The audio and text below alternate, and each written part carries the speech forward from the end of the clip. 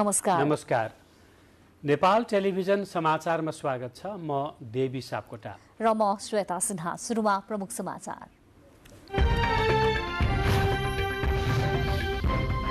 पाल्पाको रेब्दीकोट लगुवामा बस दुर्घटना हुँदा 6 जनाको मृत्यु, 16 जना घाइते। भक्तपुर सल्लाघारीमा रुखले खिचेर भएको दुर्घटनामा 3 जनाको ज्यान गयो। प्रतिनिधि सभाद्वारा कारागार व्यवस्थापन विधेयक पारित, कैदी बन्दीलाई प्रजनन अधिकारको व्यवस्था। बन्दीलाई कारागार प्रशासकले पठन पाठनको पनि प्रबन्ध मिलाउनु पर्ने। स्वदेशी उत्पादन वृद्धि गरी देशभित्रै रोजगारी बढाउन सरकारले विशेष प्राथमिकता दिएको प्रधानमन्त्रीको भनाई। निजी क्षेत्रसँग हातेमालो गर्ने प्रधानमन्त्रीको प्रतिबद्धता। पर्यटन मन्त्रालयद्वारा पर्यटन क्षेत्र पुनरुत्थान कार्ययोजना सार्वजनिक, 73 बुँदे कार्ययोजनामा 10 वर्षीय कार्यक्रम तयार।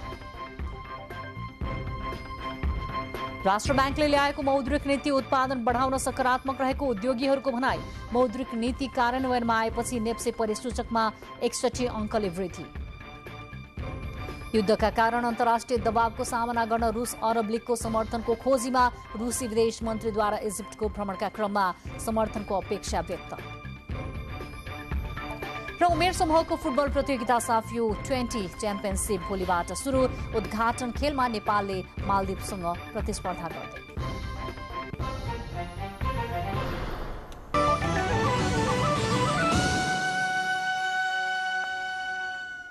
समाचार अब विस्तारमा। पाल्पा जिल्लाको रेब्दीकोट 2 लगुवामा यात्रुवाहक बस दुर्घटना हुँदा 6 जनाको मृत्यु भएको छ। मृतकहरूको शनाखत हुन बाँकी छ। आज साँझ 5 बजे तानसेन रेड्डी तमघास सड़क खण्डको लगुवामा भएको दुर्घटनामा 6 जना यात्रुको मृत्यु भएको र 16 जना घाइते भएका छन्। घाइते मध्ये 2 जनालाई उपचारको लागि युनाइटेड मिसन अस्पताल पाल्पा लगिएको छ। बागलुङबाट बुटवलतर्फ गएको बस लगुवा स्थित भिरबाट तल खसेको थियो। यस्तै भक्तपुरको सल्लाघारीमा रुख ढलेर बस स्कुटरलाई थिच्दा 3 जनाको मृत्यु भएको छ। सल्लाघारीमा बाटोमाथिको रुख 81 ढलेर बाटोमा आउँदा सड़कमा गुडिरहेको बस र स्कुटरलाई खिचेर दुर्घटना भएको महानगरीय प्रहरी परिसर भक्तपुरले जनाएको छ। काठमाडौँबाट यात्रु बोकेर थिमी हुँदै भक्तपुर दुधपाटीतर्फ जाँदै गरेको बस र भक्तपुर दुधपाटीबाट सल्लाघारीतर्फ जाँदै गरेको स्कुटरलाई रुखले थिचेको थियो। दुर्घटनामा बसमा सवार 2 जना र स्कुटरका 1 जनाको घटनास्थलमा नै मृत्यु भएको प्रत्यक्षदर्शीले बताएका छन्। दुर्घटनामा परि 12 जना घाइते भएको र उनीहरूको भक्तपुरकै इवामुरा अस्पताल र मध्यपुर अस्पतालमा उपचार भइरहेको प्रहरीले जनाएको छ। यसैबीच गृहमन्त्री बालकृष्ण खाँडले दुर्घटनामा घाइते भएकाहरूको उपचारमा कुनै कमी हुन नदिन भक्तपुरका प्रमुख जिल्ला अधिकारीलाई निर्देशन दिनुभएको छ। प्रतिनिधि सभाको आजको बैठकको विशेष समयमा सांसदहरूले भक्तपुरको सल्लाघारीमा भएको दुर्घटनाप्रति सरकारको ध्यान आकर्षण गराउनु भएको थियो। सांसद प्रेम सुवालले भक्तपुरको सल्लाघारीमा 3 जनाको निधन र केही घाइते हुने गरी आज बस तथा स्कुटरमाथि रुख ढलेको भन्दै त्यसतर्फ सरकारको ध्यान आकर्षण गराउनु भयो। उहाँले दुर्घटनामा मृत्यु भएका परिवारलाई उचित राहत दिन र घाइतेको निशुल्क उपचारको व्यवस्था मिलाउन सरकारसँग आग्रह गर्नुभयो। अनि सांसदहरूले पनि दुर्घटनाबारे सरकारको ध्यान आकर्षण गराउनु भएको थियो। प्रतिनिधि सभाको बैठकले कारागार व्यवस्थापन विधेयक 2076 पारित गरेको छ। राज्य व्यवस्था तथा सुशासन समितिबाट प्राप्त प्रतिवेदन सहित सभामा गएको उक्त विधेयक पारित गरियोस् भनी गृहमन्त्री बालकृष्ण खाँडले सदनमा प्रस्ताव प्रस्तुत गर्नुभएको थियो।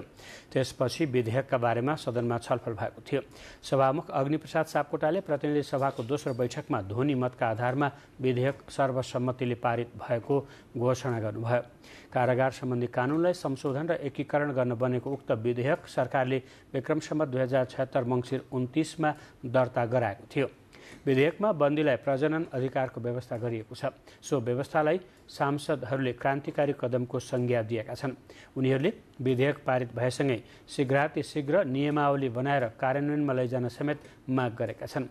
कारागारमा बन्दीका रूपमा रहेका वैध दम्पतिको प्रजनन अधिकार संरक्षण गर्ने प्रयोजनका लागि तोकिए बमोजिम भेटघाट गर्ने अनुमति दिनुपर्ने व्यवस्था गरिएको छ। विधेयकमा प्रजनन अधिकार संरक्षण सम्बन्धी अन्य व्यवस्था तोकिए बमोजिम हुने प्रावधान रहेको छ। पढ्न पाउने व्यवस्था विधेयकमा बन्दीलाई पठन पाठनको प्रबन्ध मिलाउनु पर्ने प्रावधान राखिएको छ। कारागार प्रशासकले बन्दीको पठन पाठनका लागि आवश्यक प्रबन्ध मिलाउनु पर्ने व्यवस्था विधेयकमा गरिएको छ। प्रतिपक्षी दल नेकपा एमाले निर्वाचनको मिति घोषणा गर्न माग गरेको छ। प्रतिनिधि सभाको आजको बैठकमा एमाले निर्वाचनको मिति घोषणा नहुनुको कारण सरकारसँग माग गरेको थियो। बैठकमा बोल्दै एमाले सांसद लालबाबु पण्डितले निर्वाचन आयोगले प्रदेश र सङ्घको निर्वाचन मिति प्रस्ताव गरिसक्दा पनि सरकारले निर्वाचनको मिति घोषणा गर्न नसक्नुको कारण माग गर्नुभएको थियो। निर्वाचन आयोगले आगामी प्रदेश र सङ्घको निर्वाचन आगामी मङ्सिर 2 गतेका लागि प्रस्ताव गरेको थियो। आयोगले निर्वाचनको मिति प्रस्ताव गरे पनि सरकारले निर्वाचनको मिति घोषणा गरेको छैन। यस्तै प्रतिनिधि सभाको बैठकमा सांसदहरूले जनसरोकारका मुद्दाहरू उठान गर्नुभएको थियो। सांसदहरूले किसानहरूले बाढी पीडितलाई उचित राहतको व्यवस्था दिन माग गर्नुभएको थियो। यस्तै सांसदहरूले विकास निर्माणमा भइरहेको ढिलाइ, बढ्दो महँगी नियन्त्रण, चिकित्सा क्षेत्रमा देखिएको व्यथिति, द्वन्द्व पीडितहरूको व्यवस्थापन, स्वास्थ्य बिमा कार्यक्रम लगायतका विषयमा सरकारको ध्यान आकर्षण गराउनुभयो। एमाले सांसद भीम रावलले भने अमेरिकी स्टेट पार्टनरसिप प्रोग्रामबारे नेपाल सरकारको निर्णय र त्यसको कार्यान्वयनको अवस्थाबारे ध्यान आकर्षण गराउनु भएको थियो। एसपीपीको अवस्थाबारे सदनलाई जानकारी दिन रुलिङ भए पनि सरकारले जवाफ नदिएको उहाँले बताउनुभयो। एसपीपीका विषयमा संसदीय समिति र संसदमा पटक पटक कुरा उठ्दा पनि सरकारले जवाफ नदिएको भन्दै सरकारको ध्यान आकर्षण गराइएको छ। समाचारको क्रम जारी छ, केही बेर विश्राम। अब बाँकी समाचार। प्रधानमन्त्री शेरबहादुर देउवाले स्वदेशी उत्पादनमा वृद्धि गर्दै देशभित्र रोजगारी बढाउन सरकार निजी क्षेत्रसँग हातेमालो गर्न तयार रहेको बताउनु भएको छ। काठमाडौँमा आयोजित नेपाल उद्योग परिसंघको 19औं वार्षिक साधारण सभाको उद्घाटन गर्दै प्रधानमन्त्री देउवाले स्वदेशी उत्पादनहरूको बजारीकरणका लागि पनि सरकार गम्भीर रहेको बताउनुभयो। प्रधानमन्त्री देउवाले निकासी बढाउनका लागि निजी क्षेत्रलाई आवश्यक सहयोग गर्न सरकार तयार रहेको बताउनुभयो। विश्वव्यापी रूपमा कोरोनाको प्रभावका कारण अर्थतन्त्रमा परेको असर न्यूनीकरणको लागि निजी क्षेत्रको भूमिका महत्वपूर्ण हुनेमा प्रधानमन्त्री देउवाको जोड थियो।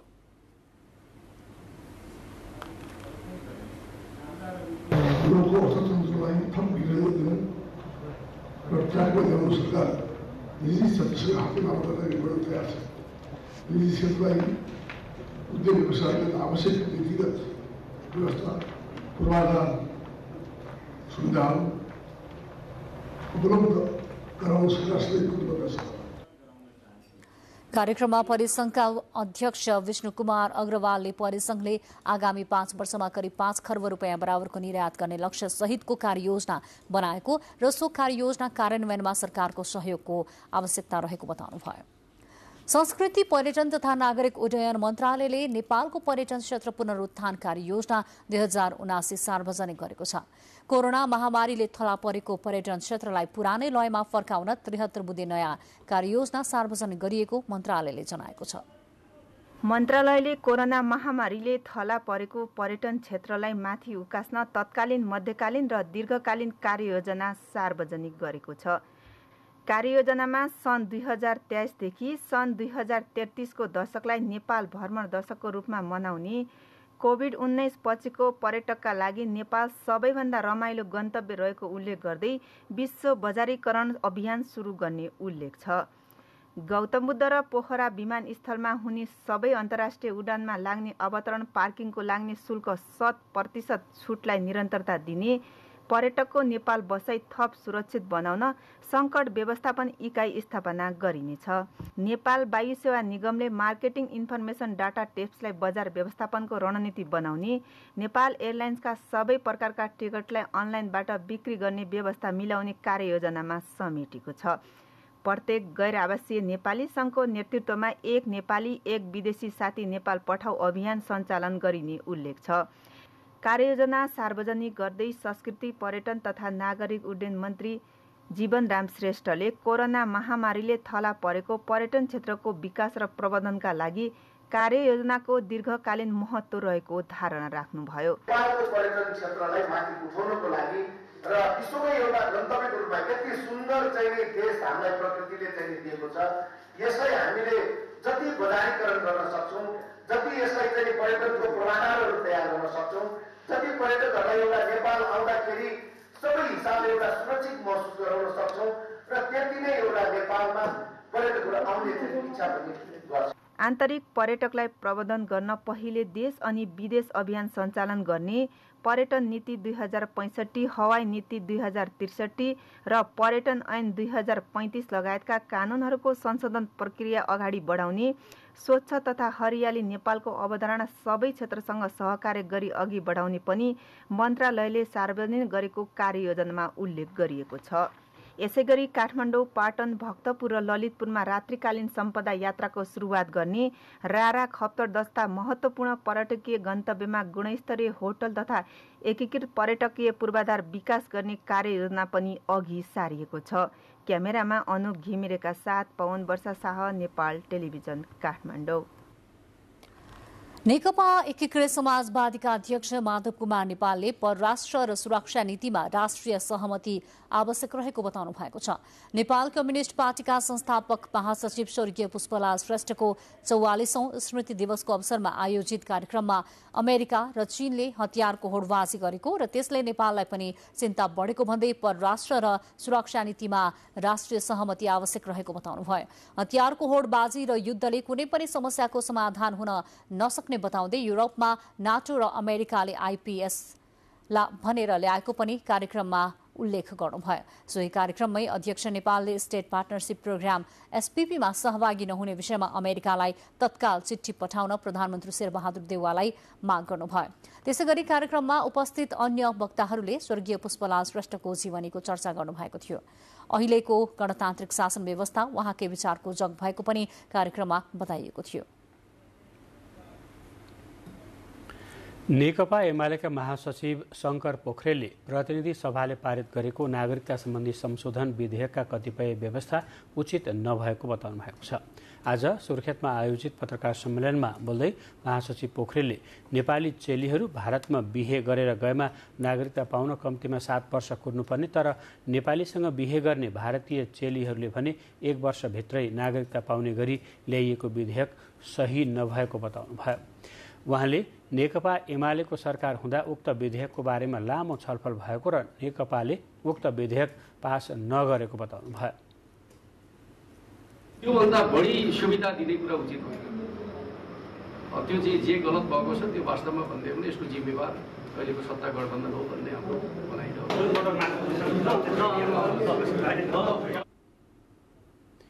राष्ट्रिय सभाका अध्यक्ष गणेश प्रसाद तिमिल सिन्हाले जनप्रतिनिधिहरूले नागरिकलाई स्वास्थ्य सम्बन्धी जनचेतनामूलक सन्देश दिनुपर्ने बताउनु भएको छ। विश्व स्वास्थ्य संगठनको सहयोगमा ललितपुरमा आयोजित कोभिड-19 महामारी तथा जनस्वास्थ्यका विषयहरू सम्बन्धी अन्तर्क्रिया कार्यक्रममा अध्यक्ष तिमिल सिन्हाले कोभिड-19 पछि देखा परेका विभिन्न भेरिएन्टहरूबाट बच्न अवलम्बन गर्नुपर्ने उपायहरूका बारेमा कार्यक्रमले सुझाव दिने विश्वास व्यक्त गर्नुभयो। कार्यक्रममा स्वास्थ्य मन्त्रालयका सचिव डाक्टर रोशन पोखरेलले स्वास्थ्य क्षेत्रको सुधारका लागि जनप्रतिनिधिहरूले सरकारलाई सचेत गराउँदै सुझाव दिन सक्ने बताउनुभयो। कार्यक्रममा विश्व स्वास्थ्य संगठन नेपाल स्थित नेपाल कार्यालयका प्रमुख डाक्टर राजेश सम्भाजीराव पाण्डवले नागरिकलाई प्रत्यक्ष असर पार्ने रोग र यसको सही समाधान गर्न स्वास्थ्य मन्त्रालयलाई सहयोग गर्नुपर्नेमा जोड दिनुभयो। नेपालमा पछिल्लो 24 घण्टामा थप 347 जनामा कोरोना भाइरस संक्रमण पुष्टि भएको छ। 2 जनाको संक्रमणका कारण मृत्यु भएको छ। पछिल्लो 24 घण्टामा 3888 जनाको नमुना परीक्षण गरिएको थियो। 2360 जनाले पीसीआर र 1528 जनाको एन्टिजेन विधिबाट परीक्षण गरिएको स्वास्थ्य तथा जनसङ्ख्या मन्त्रालयले जनाएको छ। सो अवधिमा 95 जना कोरोना भाइरसबाट मुक्त भएका छन्। यससँगै संक्रमण मुक्त हुनेको संख्या 9,68,489 पुगेको छ। संक्रमण मुक्त हुने दर 98.5% रहेको मन्त्रालयले जनाएको छ। पछिल्लो 24 घण्टामा 68,228 जनाले कोभिड विरुद्धको खोप लगाएका छन्। हाल सक्रिय संक्रमितको संख्या 3,177 पुगेको छ। अहिलेसम्म कोरोनाबाट मृत्यु हुनेको संख्या 11,956 पुगेको छ। होम आइसोलेसनमा 3,035, संस्थागत आइसोलेसनमा 142, आइसियुमा 22 र भेन्टिलेटरमा 2 जना संक्रमित उपचाररत छन्। हाल 500 बढी सक्रिय संक्रमित भएका जिल्लामा काठमाडौँ, 200 भन्दा बढी सक्रिय संक्रमित रहेका जिल्लाहरूमा ललितपुर र मोरङ रहेका छन्। समाचारको क्रम जारी छ, केही बेर विश्राम। अब बाँकी समाचार। सूचना प्रविधिको प्रयोग गरेर ठगी गरेको आरोपमा प्रहरीले रूपन्देहीको तिलोत्तमा स्थित एउटा कल सेन्टरमा छापा मारेर 9 जनालाई पक्राउ गरेको छ। कल सेन्टरमा अवैध काम हुने गरेको सूचनाका आधारमा छापा मार्दा शंकास्पद गतिविधि देखिएपछि 9 जनालाई प्रहरी पक्राउ गरी सोधपुछका लागि राखिएको र करिब 3वटा कम्प्युटर जफत गरी अध्ययन थालिएको जिल्ला प्रहरी कार्यालय रूपन्देहीका प्रहरी प्रमुख रविन्द्र रेग्मीले बताउनुभयो। तिलोत्तमा नगरपालिकाको वडा नम्बर 2 जानकी नगरमा 4 तलाको घरमा 3वटा फ्ल्याट भाडामा लिई 300 जति कम्प्युटर राखेको र त्यसकै माध्यमबाट सर्वसाधारणलाई सन्देश पठाई ठग्ने गरेको कुरा प्रारम्भिक अध्ययनबाट खुलेको प्रहरीले जनाएको छ। चिनिया र भारतीय नागरिक समेतको लगानीमा खोलिएको उक्त ठगी कार्यालयबाट सर्वसाधारणको मोबाइलमा व्हाट्सएप र फेसबुकमा अश्लील म्यासेज पठाउने तथा चिट्ठा पर्यो भन्दै ठगी गर्ने गरेको पाइएको प्रहरी नायब उपरीक्षक ठग बहादुर केसीले बताउनुभयो। कल सेन्टरमा 150 जना युवा युवती कार्यरत रहेका छन्। बाजुराको बढी मालिका नगरपालिका 7मा जिल्ला बिचली 4 दलित बालबालिकालाई सहयोग गरिएको छ। अलपत्र बालबालिकालाई खाद्यान्न, लत्ता, कपडा र नगद सहयोग गरिएको बढी मालिका नगरपालिकाका नगर प्रमुख अमर खड्काले जानकारी दिनुभयो। नेपाल टेलिभिजन र एनटिभी कोहलपुर च्यानलमा बालबालिकाको अवस्थाबारे समाचार प्रसारण भएपछि काठमाडौँ घर भई हाल अमेरिका बस्दै आउनुभएका अमर छेत्रीले 60,984 रुपैयाँ नगद सहयोग गर्नुभएको हो। त्यस्तै बाजुरा घर भई हाल काठमाडौँ बस्दै आउनुभएका इन्जिनियर जीवन शाहले 7,827 रुपैयाँ सहयोग गर्नुभएको छ। सहयोग रकम नगरपालिकाको समन्वयमा बढी मालिका बालबालिकालाई उपलब्ध गराइएको छ। ती बालबालिकालाई काठमाडौँमा रहेको अनाथ असहाय बाल सुधार समाजले खान बस्नदेखि पठन पाठनको व्यवस्था गर्ने भएको छ। संस्थाका अध्यक्ष रमेश देव सुनारले उनीहरूको जिम्मा लिएर पठन पाठनको व्यवस्था गर्ने जानकारी दिनुभयो। बुबा हरिभा चदराको 1.5 हप्ता अघि र आमाको 6 वर्ष पहिला मृत्यु भएपछि 4 जना बालबालिका बिचलीमा परेका हुन्। डोल्पाको तल्लो क्षेत्रमा पर्ने मुड्के चुला गाउँपालिकामा स्थानीयलाई निशुल्क सौर्य ऊर्जा उत्पादन सामग्री अर्थात् सोलर प्यानल वितरण गरिएको छ। गाउँपालिकाका 6वटा वडाका 850 घरधुरीलाई निशुल्क सोलर प्यानल वितरण गरिएको हो। वडा नम्बर 1, 2, 3, 7, 8 र 9 का स्थानीय बासिन्दालाई सोलर वितरण गरिएको गाउँपालिकाका अध्यक्ष दत्त बहादुर शाहीले जानकारी दिनुभयो। विद्युतीय ऊर्जाको अभावमा लामो समयदेखि समस्या झेलिरहेका विपन्न नागरिकले सोलर पाएपछि खुशी व्यक्त गरेका छन्। डोल्पामा हालसम्म विद्युतको केन्द्रीय प्रसारण लाइन पुगेको छैन। डोल्पापछि मोगुको समाचार। मोगु जिल्लाका विभिन्न बस्तीहरूमा एक्सकाभेटरद्वारा सडक निर्माण गर्ने होडबाजीका कारण वन पाखाहरूमा क्षति पुगेको छ। एक्सकाभेटरको प्रयोग गरेर बाटो निर्माणको क्रममा कमजोर र भिरालो जमिनमा पहिरो गएपछि हजारौं रुख बिरुवा नष्ट हुनुका साथै जमिन समेत विक्षेप हुने गरेको छ।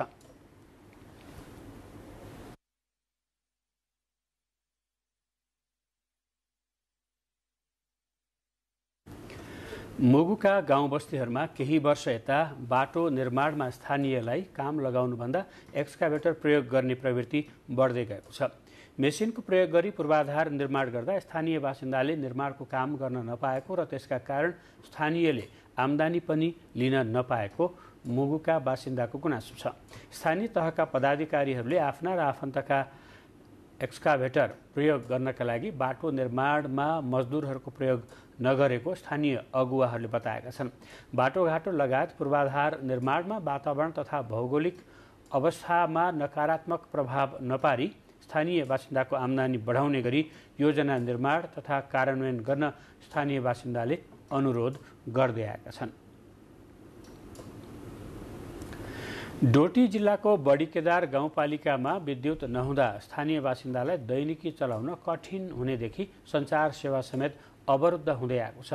गाउँपालिकामा विद्युत पुग्न नसक्दा त्यहाँका नागरिक सौर्य प्रणालीकै उज्यालोको भर पर्ने गरेका छन्। वर्षौंदेखि बिजुली बाल्ने त्यहाँका बासिन्दाको सपना अझै पूरा हुन सकेको छैन। विद्युत नभएकै कारण फोन गर्न पनि घाम कुर्नुपर्ने बाध्यता त्यहाँका बासिन्दाको छ। सोलरबाटै सञ्चालित बडीकेदार गाउँपालिका वडा नम्बर 5 अत्तरकाँडामा रहेको नेपाल टेलिकमको टावरले पनि घाम लागेपछि मात्र काम गर्ने गर्छ। घाम नपरेको दिन नेटवर्कले काम नगर्दा समस्या हुने गरेको छ। कुटानी पिसानीदेखि अन्य दैनिकी चलाउन पनि विद्युत अभावले समस्या हुन थालेको छ।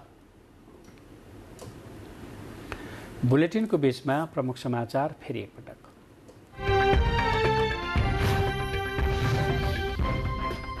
पाल्पाको रिब्दीकोट लघुवामा बस दुर्घटना हुँदा 6 जनाको मृत्यु, 16 जना घाइते। भक्तपुर सल्लाघारीमा रुखले खिचेर भएको दुर्घटनामा 3 जनाको मृत्यु। प्रतिनिधि सभाद्वारा कारागार व्यवस्थापन विधेयक पारित, कैदी बन्दीलाई प्रजनन अधिकारको व्यवस्था, बन्दीलाई कारागार प्रशासकले पठन पाठनको पनि प्रबन्ध मिलाउनु पर्ने। स्वदेशी उत्पादन वृद्धि गरी देशभित्रै रोजगार बढाउन सरकारले विशेष प्राथमिकता दिएको प्रधानमन्त्रीको भनाई, निजी क्षेत्रसँग हातेमालो गर्ने प्रतिबद्धता। पर्यटन मन्त्रालयद्वारा पर्यटन क्षेत्र पुनरुत्थान कार्ययोजना सार्वजनिक, 73 बुँदे कार्ययोजनामा 10 वर्षे कार्यक्रम तयार। राष्ट्र ब्याङ्कले ल्याएको मौद्रिक नीति उत्पादन बढाउन सकारात्मक रहेको उद्योगीहरूको भनाई, मौद्रिक नीति कार्यान्वयनमा आएपछि नेप्से परिसूचकमा 61 अङ्कले वृद्धि। युद्धका कारण अन्तर्राष्ट्रिय दबावको सामना गर्न रुस अरब लिगको समर्थनको खोजीमा, रुसी विदेश मन्त्रीद्वारा इजिप्टको भ्रमणका क्रममा समर्थनको अपेक्षा व्यक्त। र उमेर समूहको फुटबल प्रतियोगिता साफ U20 च्याम्पियनसिप भोलिबाट सुरु। उद्घाटन खेलमा नेपालले मालदिप्ससँग प्रतिस्पर्धा गर्ने।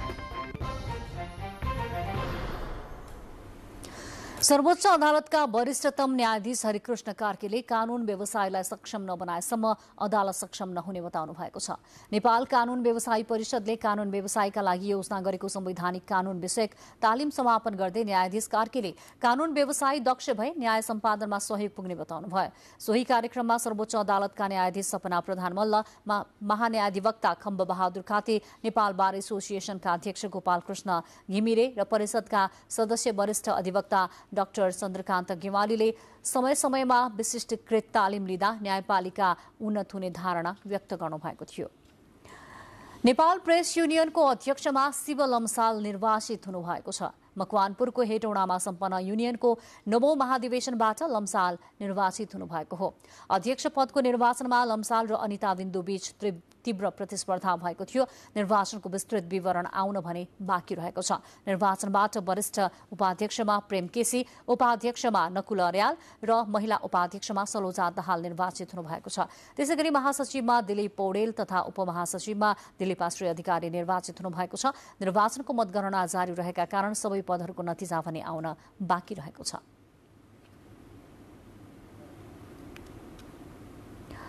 मध्य प्रदेशको राजधानी जनकपुर धामको वडा नम्बर 16 पौराणिक एवं धार्मिक पर्यटकीय स्थल कपिलेश्वरमा धर्मशाला निर्माण कार्य अघि बढाइएको छ। 5 कट्ठा जग्गामा निर्माण भइरहेको धर्मशालामा 4वटा कोठा रहेका छन्। धर्मशाला निर्माण भएपछि मिथिला परिक्रमा, विवाह पञ्चमी, रामनवमी, दशैं लगायतका धार्मिक मेला महोत्सवहरूमा आउने श्रद्धालु भक्तजनलाई बास बस्न सहज हुने सन्त गंगाधर दास वैष्णवले बताउनुभयो। 50 लाख रुपियाँको लागतमा धर्मशाला निर्माण भइरहेको हो। करार कर्मचारीलाई हटाउने निर्णयको विरुद्धमा पीड़ित कर्मचारीहरूले विरोध गरेपछि सिन्धुलीको गोलन्जोर गाउँपालिकामा 1 हप्तादेखि सेवा ठप्प छ। गत बिहीबारदेखि गाउँपालिकामा ताला लागेपछि थप समस्या भएको छ। राजनैतिक आस्थाका आधारमा कर्मचारीलाई हटाएको भन्दै कांग्रेस सम्बद्ध जनप्रतिनिधि र नेपाली कांग्रेस गोलन्जोर गाउँपालिकाले दैनिक आन्दोलन गरिरहेको छ। गत वैशाख 30 मा सम्पन्न स्थानीय तहको निर्वाचनबाट नेकपा एमालेका शंकर बराल अध्यक्षमा र नेकपा माओवादी केन्द्रका ज्वाला प्रसाद न्यौपाने उपाध्यक्षमा निर्वाचित भएसँगै निवर्तमान गाउँपालिका अध्यक्ष पुष्प बहादुर कार्कीको पालामा नियुक्त भएका 26 जना करार सेवामा कार्यरत कर्मचारी हटाएपछि आन्दोलन गर्न बाध्य भएको नेपाली कांग्रेस गोलन्जोरका सभापति मोतीराम सापकोटाले जानकारी दिनुभएको छ। प्रहरीले ताला खोल्न खोज्दा प्रदर्शनकारी र प्रहरी बीच आज झडपको स्थिति समेत भएको थियो। धनकुटाको 24 गाउँपालिका 8 मा पर्ने छरुवा खोलामा पक्की पुल निर्माण गरिनु भएको छ। व्यवस्थित पुलको अभावमा वर्षातको समयमा खोला उर्लिँदा सवारी अवरुद्ध हुने समस्या बढ्दै गएपछि प्रदेश सरकारको लगानीमा पुल निर्माण गर्न लागि हो। 24 गाउँपालिकाको मासिङटार र 1800 जोड्ने गरी पुल निर्माण गर्न लागि हो। प्रदेश सरकारले पुल निर्माणका लागि विस्तृत परियोजना प्रतिवेदन DPR निर्माणको काम थालेको छ। पुल निर्माण भएपछि 500 घरधुरी प्रत्यक्ष लाभान्वित हुने स्थानीय बासिन्दा राजेन्द्र लिम्बुले बताउनुभयो। प्रदेश सरकारले विस्तृत अध्ययन प्रतिवेदन DPR तयारीका लागि हाल 50 लाख रुपियाँ बजेट विनियोजन गरेको छ। हाल DPR को काम भइरहेको र DPR कै आधारमा बजेट विनियोजन गर्ने तयारी रहेको पूर्वाधार विकास कार्यालय भोजपुर फिल्ड युनिट कार्यालय धनकुटाका सब इन्जिनियर रिकु कुमार पाण्डेले जानकारी दिनुभयो। धादिङको रुबी भ्याली गाउँपालिकामा बागमती प्रदेश सरकारको सहयोगमा दूध प्रशोधन केन्द्र सञ्चालनमा आएको छ। वर्षातका कारण सडक बिग्रिएपछि चौरीको दूध त्यत्तिकै खेर फाल्दै आएका चौरी पालक किसानलाई दूध प्रशोधन उद्योग सञ्चालनमा ल्याएपछि राहत मिलेको छ। सरकारले दूध प्रशोधन उद्योग सञ्चालनका लागि आवश्यक सामग्री उपलब्ध गराएसँगै किसानहरूले खर्कमा नै चौरीको दूधबाट बन्ने दुग्धजन्य उत्पादन बनाउन सुरु गरेका छन्। वर्षातको समयमा दूध बिक्रीका लागि बजार लैजान नसक्ने भएपछि किसानहरूले चौरी दूधबाट घिउ मक्खन निकाल्न सुरु गरेका हुन्। बागमती प्रदेश सरकार अन्तर्गत कृषि तथा पशुपन्छी विकास मन्त्रालयको सहयोगमा भेटेरिनरी अस्पताल तथा पशुविज्ञ केन्द्र धादिङले चौरी पालक किसानलाई दूध प्रशोधन केन्द्र सञ्चालनका लागि आवश्यक पर्ने सामग्री उपलब्ध गराएको हो। रसुवा र धादिङको सीमामा दुग्ध सङ्कलन केन्द्र भएकोले दुवै जिल्लाका किसानहरूलाई फाइदा पुग्ने विश्वास गरिएको छ। दुवै जिल्लाका सिमानाका खर्कमा किसानहरूले अहिले करिब 600 को हाराहारीमा चौरी पालन गरिरहेको तथ्याङ्क छ। ती चौरीहरूको दैनिक 400 लिटरसम्म दूध सङ्कलन हुने गरेको छ। दक्षिणी झापाको सीमावर्ती गाउँपालिका कचन कवलमा आज 3 किशोरी रुखमा झुन्डिएको अवस्थामा फेला परेका छन्। कचन कवल 5 पाठामारी स्थित सुनकोशी चिया बगानको रुखमा झुन्डिएको अवस्थामा 3 जना किशोरी फेला परेको जिल्ला प्रहरी कार्यालय झापाका प्रवक्ता प्रहरी नायब उपरीक्षक वसन्त पाठकले जानकारी दिनुभयो। उहाँका अनुसार कचन कवल 5 की 17 वर्षीय अञ्जली गणेश, 16 वर्षीय करिना गणेश र 16 वर्षीय कल्पना गणेश बगानको बयरको रुखमा झुन्डिएको अवस्थामा फेला परेका हुन्। उनीहरूले सामूहिक आत्महत्या गरेको हुन सक्ने अनुमान गरिए पनि आत्महत्याको कारण खुलेको छैन। सोही चिया बगानमा काम गर्दै आएका उनीहरू शनिबार दिउँसोदेखि घरबाट सम्पर्कविहीन भएको र आज बिहान रुखमा झुन्डिएको अवस्थामा स्थानीयले देखेपछि प्रहरीलाई खबर गरेको उहाँले बताउनुभयो। अब देश बाहिरको प्रसङ्ग। रूसी विदेश मन्त्री सर्गेई लाभरोभ इजिप्टको राजधानी कायरो भ्रमणका क्रममा अरब देशहरूसँग सहयोग र समर्थनको अपेक्षा जाहेर गर्नुभएको छ। समकक्षी समेह सौकरीसँग कायरोको वार्तामा उहाँले यस्तो सहयोगको माग राख्नु भएको हो। रुसले युक्रेनमा भएको युद्धलाई लिएर अन्तर्राष्ट्रिय दबावको सामना गर्ने क्रममा रुसलाई समर्थन जुटाउने योजनामा रहेको बीबीसीले उल्लेख गरेको छ। भ्रमणका क्रममा अरब लीगलाई सम्बोधन गर्ने कार्यक्रम पनि रहेको छ। इजिप्टको रुससँग महत्त्वपूर्ण सम्बन्ध रहिआएको छ। दुवै देशबीच गहुँ, हतियार, ठूलो संख्यामा पर्यटकहरू आपूर्ति हुने गरेको छ। लाभरोभको लागि इथियोपिया, युगाण्डा र कङ्गो ब्राजिलको छोटो अफ्रिका भ्रमणको यो पहिलो चरण हो। आफ्नो भ्रमणको दौरानमा स्थानीय अखबारहरूले प्रकाशित गरेको लेखमा लाभरोभले आफ्नो देशले सधैँ औपनिवेशिकताबाट स्वतन्त्रताका लागि अफ्रिकीहरूको सङ्घर्षमा इमान्दारीपूर्वक समर्थन गरेको पनि बताउनु भएको छ। प्रसङ्ग रुस युक्रेनकै। रुस र युक्रेन बीच अन्न निर्यातका लागि सम्झौता भएको भोलिपल्टै रुसले युक्रेनी बन्दरगाहमा क्षेप्यास्त्र प्रहार गरी सम्झौताको उल्लङ्घन गरेको छ। युक्रेनको पश्चिमी सहर ओडेसामा शनिबार बिहान 2वटा क्षेप्यास्त्र प्रहार भएको युक्रेनी सेनाले जनाएको छ। रुसी युद्धका कारण अन्न निर्यात रोकिँदा विश्वभर खाद्य सङ्कटको अवस्था आएको छ। यसै विषयलाई मध्यनजर गर्दै संयुक्त राष्ट्रसङ्घको पहलमा ब्ल्याक सीबाट अन्न निर्यातका लागि बाटो खुला गर्न रुसी र युक्रेनी पक्षलाई सम्झौता गराइएको थियो। सम्झौता विपरीत आक्रमण भएपछि युक्रेनले रुसले बन्दरगाहका अन्न भण्डारलाई नियतवश निशाना बनाएको आरोप लगाएको छ। युरोपेली सङ्घ EUका विदेश नीति प्रमुख जुजेप बोरेलले रुसले हमला गरेर अन्तर्राष्ट्रिय कानुनलाई पुरै बेवास्ता गरेको बताउनुभयो। संयुक्त राष्ट्रसङ्घका महासचिव एन्टोनियो गुटेरसले हमलाको निन्दा गर्दै सम्झौताको कार्यान्वयन निकै महत्त्वपूर्ण हुने बताउनुभयो। शुक्रबार भएको सम्झौताको शर्तमा अन्न निर्यातको काम हुँदा बन्दरगाहहरूलाई निशाना नबनाइने भन्ने विषय उल्लेख रहेको छ। बाँकी समाचार एकैछिनमा।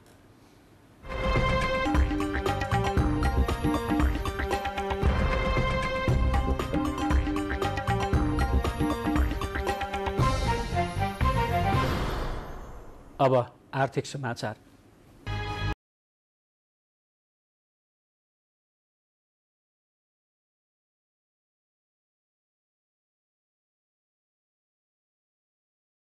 साना उद्योग महासंघले स्वदेशी वस्तुको प्रवर्धनका लागि कर्जालाई उत्पादनशील क्षेत्रमा लगाउने गरी सार्वजनिक भएको मौद्रिक नीति स्वागत योग्य रहेको बताएको छ। स्वदेशी वस्तुको प्रवर्धन र विकासका लागि बहस पैरवी गर्दै आएको महासंघले माग सम्बोधन हुने गरी स्वदेशी वस्तुको प्रवर्धनका लागि कर्जालाई उत्पादनशील क्षेत्रमा लगाउने विशेषता समेटिएको भन्दै नीतिको स्वागत गरेको हो।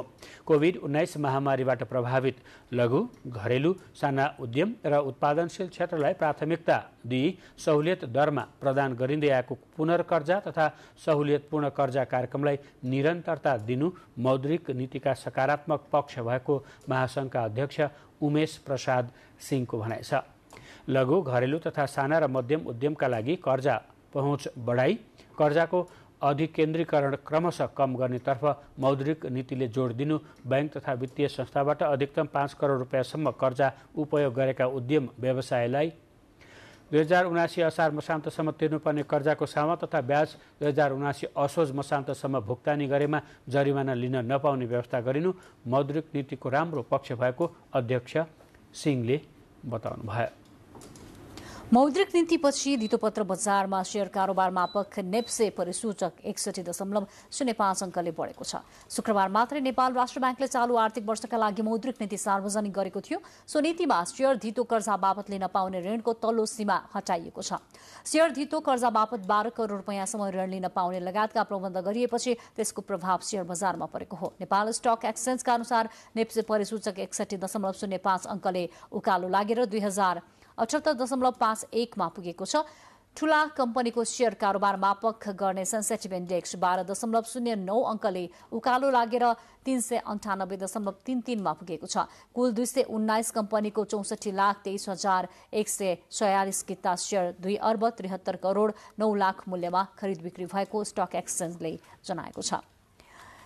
स्याङ्जामा ड्रागन फलको खेती बढ्न थालेको छ। अन्य खेती भन्दा सजिलो र धेरै आमदानी दिने खेतीका रूपमा परिचित भएपछि ड्रागन खेती गर्नेहरूको संख्या बढ्दै गएको हो। तराईदेखि उच्च पहाडी भेगमा पनि यसको खेती गर्न सकिनुको साथै समुद्री सतहदेखि करिब 3000 मिटरसम्मको उचाइमा ड्रागन खेती गर्न सकिने विज्ञहरूको भनाइ छ। स्याङ्जाको 3 स्थानीय तह वालिङ नगरपालिका, गल्याङ नगरपालिका र कालीगण्डकी गाउँपालिकामा ड्रागन खेती गर्न थालिएको हो। ड्रागन बिरुवाको लहरा खम्बामा गइसकेपछि फेदमा रहेको खाली जग्गाको बीचमा अन्य साग तथा खुर्सानी समेत उत्पादन गर्न सकिन्छ। यस खेतीलाई प्रभावकारी रूपमा उत्पादन गर्न सके आर्थिक आय आर्जनमा वृद्धि गर्न टेवा पुग्ने कृषि ज्ञान केन्द्र स्याङ्जाले जनाएको छ।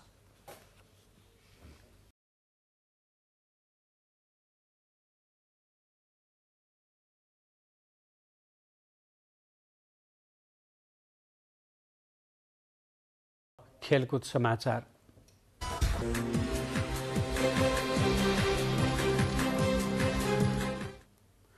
दक्षिण एसियाली फुटबल महासंघद्वारा आयोजित उमेर समूहको फुटबल प्रतियोगिता साफ U20 च्याम्पियनशिप भोलिबाट सुरु हुँदैछ। भारतको भुवनेश्वरस्थित कालिङ्गा रङ्गशालामा हुने उद्घाटन खेलमा नेपालले मल्दिप्ससँग प्रतिस्पर्धा गर्नेछ। नेपाल र मल्दिप्स बीचको खेल नेपाली समयअनुसार अपराह्न 4:15 बजे सुरु हुनेछ। नेपालले खेलको अन्तिम समयसम्म 3 अङ्कका लागि मैदानमा कडा प्रतिस्पर्धा गर्ने टोलीका कप्तान आयुष घलानले पूर्व सन्ध्यामा आयोजित पत्रकार सम्मेलनमा बताएका छन्। नेपालले दोस्रो खेलमा श्रीलङ्कासँग बुधबार खेल्नेछ। च्याम्पियनशिपमा नेपालसँगै मल्दिप्स, श्रीलङ्का, बांग्लादेश र आयोजक भारतको सहभागिता रहेको छ। खेलकुद समाचारका साथमा सावित्री कञ्चनजङ्घा अगरबत्ती, सुभाषको बहार, धमाकेदार उपहार, रु 50 सम्मको आकर्षक उपहार।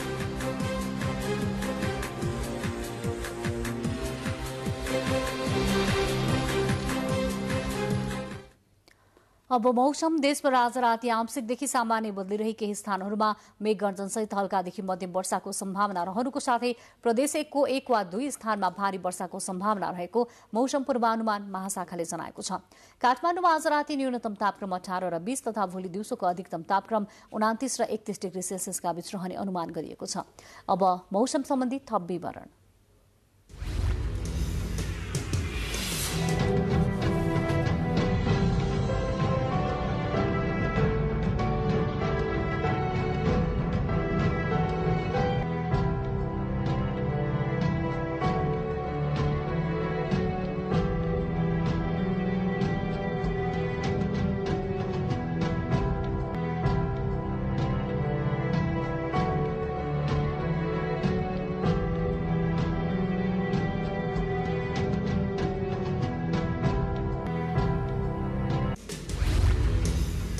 बुलेटिनको अन्त्यमा प्रमुख समाचार पुनः एकपटक।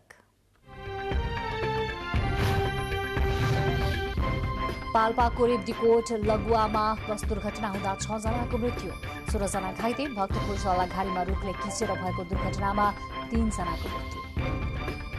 प्रतिनिधि सभाद्वारा कारागार व्यवस्थापन विधेयक पारित, कैदी बन्दीलाई प्रजनन अधिकारको व्यवस्था, बन्दीलाई कारागार प्रशासकले पठन पाठनको पनि प्रबन्ध मिलाउनु पर्ने। स्वदेशी उत्पादन वृद्धि गरी देशभित्रै रोजगारी बढाउन सरकारले विशेष प्राथमिकता दिएको प्रधानमन्त्रीको भनाई, निजी क्षेत्रसँग हातेमालो गर्ने प्रतिबद्धता। पर्यटन मन्त्रालयद्वारा पर्यटन क्षेत्र पुनरुत्थान कार्ययोजना सार्वजनिक, 73 बुँदे कार्ययोजनामा 10 वर्षीय कार्यक्रम तयार। राष्ट्र ब्याङ्कले ल्याएको मौद्रिक नीति उत्पादन बढाउन सकारात्मक रहेको उद्योगीहरूको भनाई, मौद्रिक नीति कार्यान्वयनमा आएपछि नेप्से परिसूचकमा 61 अङ्कले वृद्धि। युद्धका कारण अन्तर्राष्ट्रिय दबावको सामना गर्न रूस अरब लीगको समर्थनको खोजीमा, रूसी विदेश मन्त्रीद्वारा इजिप्टको भ्रमणका क्रममा समर्थनको अपेक्षा व्यक्त। र उमेर समूहको फुटबल प्रतियोगिता साफ U20 च्याम्पियनसिप भोलिबाट सुरु, उद्घाटन खेलमा नेपालले मालदिवसँग प्रतिस्पर्धा गर्दै।